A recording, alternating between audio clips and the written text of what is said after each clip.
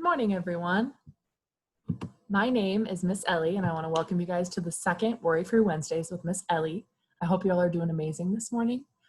Today, I really just wanted to talk about the main focus of the Safe Care program, which is the parent-child interaction module.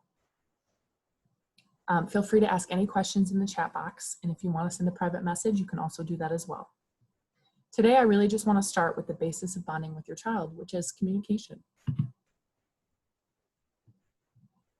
Once I get through the foundations of communication in those infancy years, I'm really going to explore ways that toddlers can communicate and provide tips for you as a caregiver to encourage healthy communication with your kiddo. So communication, the ability and desire to be able to connect with others. How do infants do this? One of the main ways that they do this is through sound. I provided some examples of some of the sounds an infant might exhibit. Things like crying, cooing, babbling, and squealing are all very common in the infancy years. This means that they're hearing you and they're learning to respond to a sound with a sound. It's beginning to be more of a taking turns situation, what we like to call serve and return. They might sometimes squeal just to show you joy or displeasure.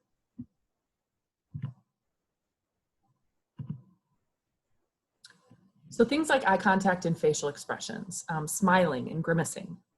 These are all very important forms of communication early on in life. Eye contact is actually one of the first milestones that babies can achieve, and it really establishes that emotional connection between the infant and the caregiver.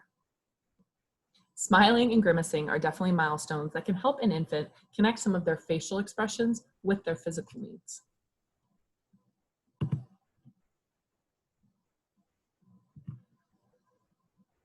Another sensation and a way to communicate early on in life is touch.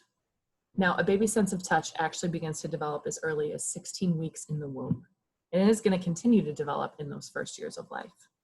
Babies actually have very sensitive skin, and that skin-to-skin contact can be a vital part of bonding and communication. It can also be a great tool using to soothe. Touch can actually account for over 80% of all infant communication. So this just really hammers it in how important this can be in terms of bonding with your child. So I've really talked about some of the main components of early communication, and I wanted to provide a great visual kind of showing you what that might look like in children in these ages. So the first example, really this just kind of takes everything that I just exhibited and puts it all together in video form. I want you to definitely look out for some of the forms of communication that I just mentioned during this interaction. And it also doesn't hurt that this interaction is adorable.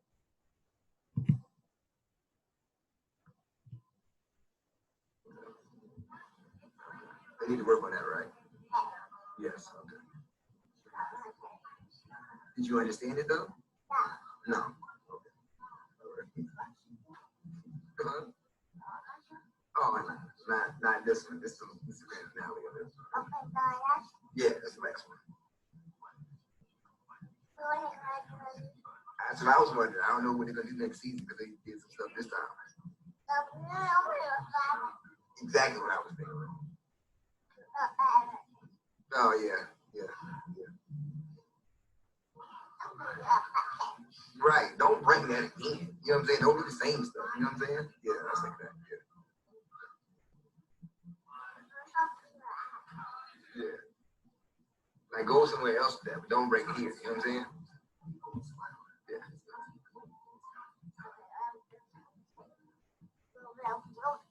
That's what I said. And he was like, you know what I'm saying? And I was like, what in the world? Don't do it here. You know what I'm saying? Yeah.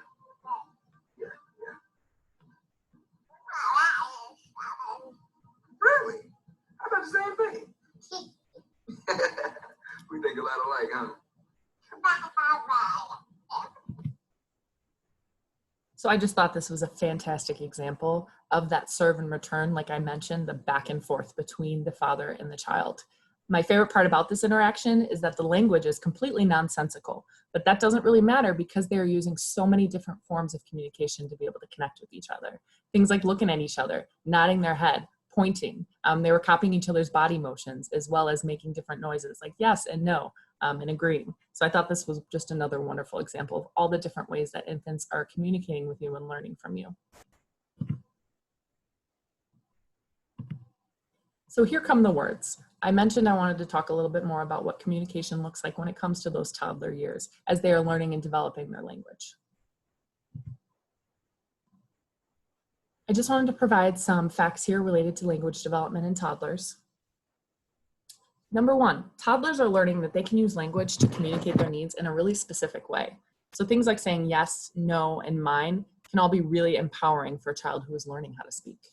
This can help them get what they need, and not only what they need, but what they want. The second, imitation is the sincerest form of flattery. First, children are really going to start to imitate those sounds that you're making. And soon, before you know it, they'll be saying words. And then, before you even know it, they're going to be imitating your full-on sentences. Now, be careful what you say because they will most likely repeat it. So, number three, by the age of 2, a child's language development actually begins to soar. They have an average about 50 words in their inventory. Toddlers begin to string those words together to make 2 to 4 word sentences just to be able to start sharing their world and their feelings with you. Number 4, children understand you in many other ways than just using words. They understand you and are learning the best ways to respond. So just keeping that in mind can be really helpful. A simple hug can be a form of communication. And the last one, number 5, gestures are becoming way more elaborate during these years. Children have learned that they can not only use their bodies, but their words in conjunction to share information with you.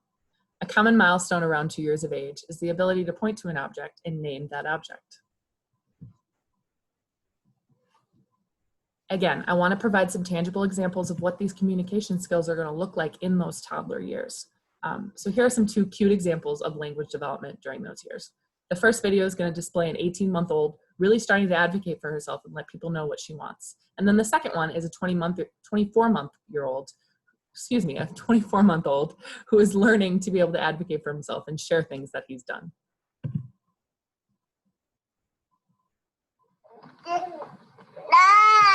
No? No? Can you give him the truck? No? No, Dada? Can you give him the truck?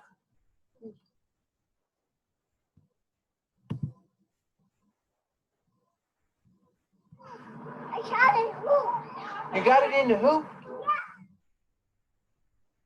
So really quick examples, but just a great way to show you all what that's looking like. That first video, she was really learning to be able to tell people, no, I don't want you to take my truck, to advocate for herself. And in the second video, the child was just sharing something that he had just done, which was really exciting for him. He shot it in the hoop.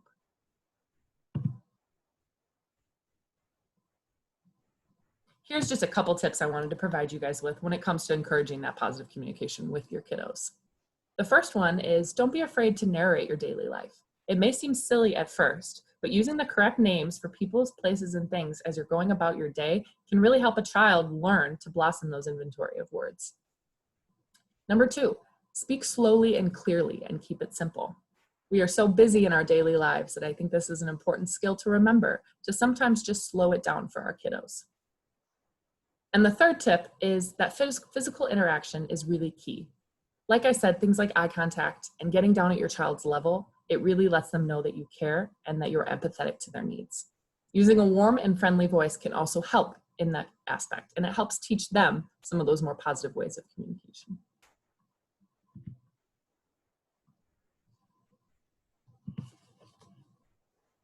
So next up, as a part of the parent-child interaction module, again, we're going to talk about communication in various different developmental areas. We're going to talk about routines and making those smoother for you. We're going to talk about behavior.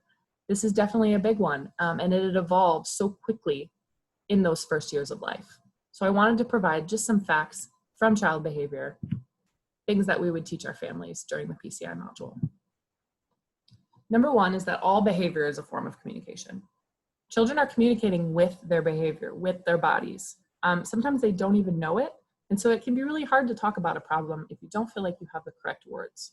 Keeping that in mind can help us as parents respond appropriately. So number 2, although this may drive us crazy, every behavior does have a reason, and that reason is usually pretty concrete. Challenging behaviors can have lots of different causes. They could just be seeking attention, or they could really be expressing a need to you. They might be trying to get out of doing something, or they might want something, whether it be an object or a new behavior. If you learn the reason behind the behavior, it can help you respond again.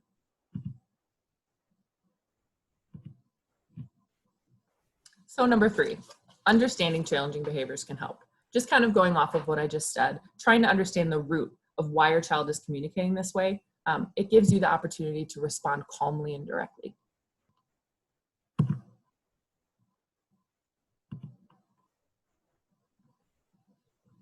So number 4, reduce challenging behaviors with support and not harsh punishment. Finding positive ways to communicate with your child using rewards and positive language, it can provide learning for the child, learning that is going to last and motivate them to continue with that behavior. Now, yelling can feel really good in the moment, but it doesn't necessarily leave a child with a lesson or anything learned.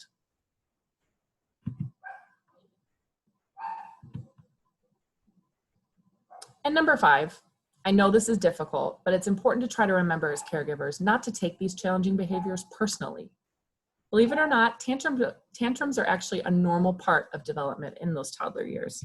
So it's just important to remember that when you feel like you're being tested and your patience is very thin.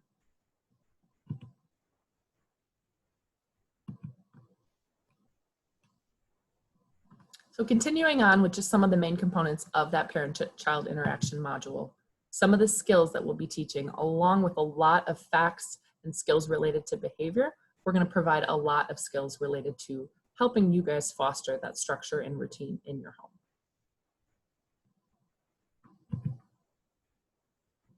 Now, the importance of structure and routine is just another great way to reduce challenging behavior. Consistent and predictable routines are really key here. It helps the child know what to expect, and it gives them an idea about what will be happening. And that in turn can leave a lot less room for misbehavior and questioning. Part of our education through the Safe Care program is to help families create a schedule or a routine that is going to best meet their needs, to help encourage them to stay consistent with some of those certain activities, and as well as consistent with some of the consequences that they provide. I wanted to give you guys just a quick and easy example of what some of those daily schedules look like that we craft with our families. Now again, depending on the family and their needs, we provide things like daily routines. We'll break it down by time, by routine, anything that can be more helpful. And we will also make a routine for the child if they're at a developmentally appropriate age to be able to follow that as well.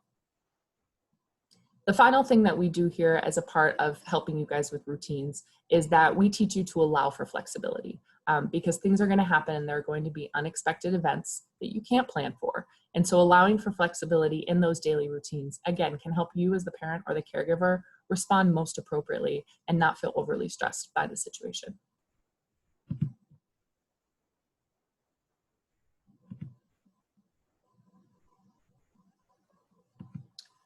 So before we do an activity, I just really wanted to share a couple more general tips when it comes to that positive communication with your kiddos. So when it comes to positive parenting, I mentioned this earlier, but being warm and loving can go a really long way. Not only does it model that sympathy for the child, it allows you to feel more patience towards your child. That being said, as much as we want to be warm and loving and kind to our children, it is important that we do have boundaries and rules with them. Children are learning to structure the world around them, and if we don't provide that structure, they may not necessarily pick up on it. So making sure that we know what our consequences are for certain behaviors is important. Playing with your child. I wanted to add this piece on because it is so simple and I think sometimes misconstrued. Getting on the floor with your child, laughing and giggling or just being silly is considered a play activity, and it can provide a lot of opportunities for bonding and communication development. The last piece is that parent-child interaction is a two-way street. So as much as your child's behaviors are going to affect your thoughts and feelings, your behaviors are going to affect your child's thoughts and feelings just as powerfully.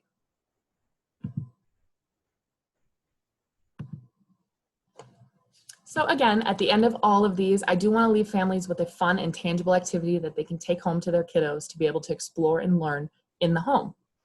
For this session, I really wanted to focus on ways to learn within the home since most of us are stuck at home. So this here is an indoor and an outdoor scavenger hunt. Now I'm going to zoom in here, and depending on the developmental ages of your children, these tasks can be either simplified or they can be complicated. So we can make it a little less detailed for our younger kiddos, and then for our older kiddos, maybe let's add 2 different activities within one to make it more of a challenge. This is a great way to learn and teach while staying safe at home during this time. Feel free to take a screenshot of this, and if you do want me to send this link to you, I'd be more than happy.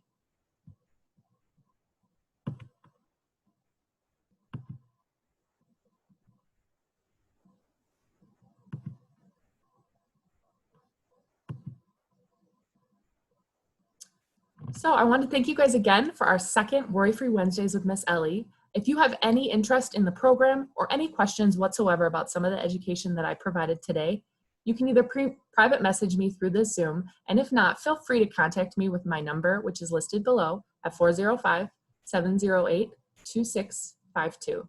I hope you all have a fantastic week, and I can't wait to see you next week for Worry-Free Wednesdays with Miss Ellie. Bye.